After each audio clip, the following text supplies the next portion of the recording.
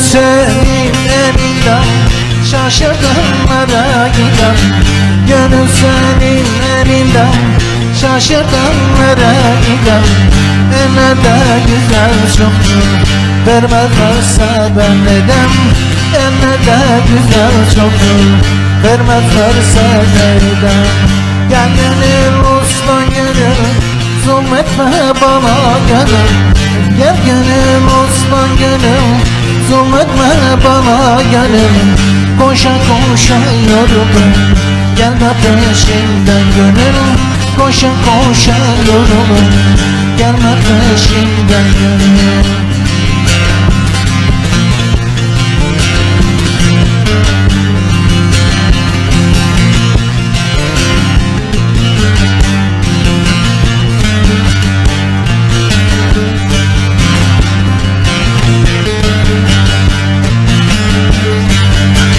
Dağ taşı aşarsın, kuşlar gibi uçarsın. Dağ taşı aşarsın, kuşlar gibi uçarsın.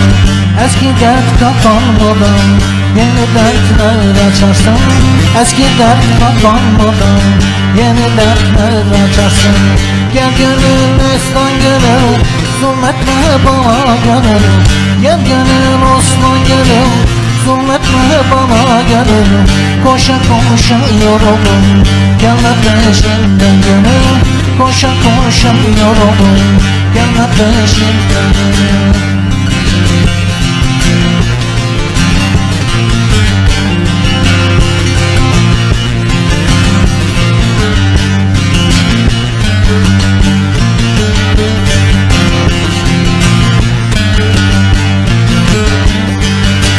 Yazı yazdım karasız, derde düştüm patasız. Yazı yazdım karasız, derde düştüm vefasız. Ben düştüm ataşlara, sen düşmeyin orasız. Ben düştüm ataşlara, sen düşmeyin orasız. Gel gönül Osman gönül, zulmetme bana gönül. Gel gönül Osman gönül, zulmetme bana gönül. Koşa koşa yoruldum, gelme peşimden gönül. Koşa koşa yoruldum, gelme peşimden.